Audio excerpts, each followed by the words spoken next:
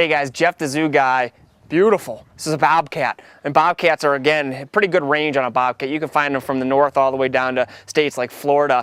This particular one's a Montana bobcat, and I'm wearing a glove just because it's a cat, it's a bobcat, and got some pretty big teeth, and so it's just to protect myself while I'm in here with her. Now, one thing I want you to keep in mind is if you do see a bobcat in the wild, you don't want to go up to it like this. Biggest reason is not all of them are this nice. This particular guy was actually an orphan and raised by humans, and the people realized that it wasn't an easy animal to have as a pet, and so we adopted him at the Beartooth Nature Center, and so that's why he is actually here. But bobcat named so because of that bob tail.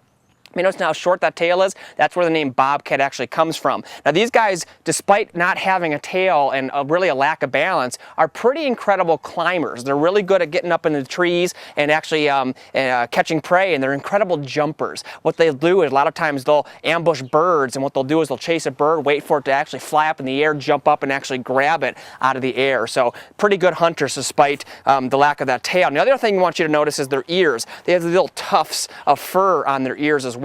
Now a lynx, which looks similar to this, also have those, but a lynx, they have big sideburns. So that's going to be the best way to tell the difference between a bobcat and a lynx. Now the other thing I want to mention about bobcat would make them kind of unique and kind of neat is a lot of times what they'll do is they'll hunt some pretty big things. So say a bobcat were to get down a fawn, a baby deer, which is a pretty big animal for a cat like this to take down.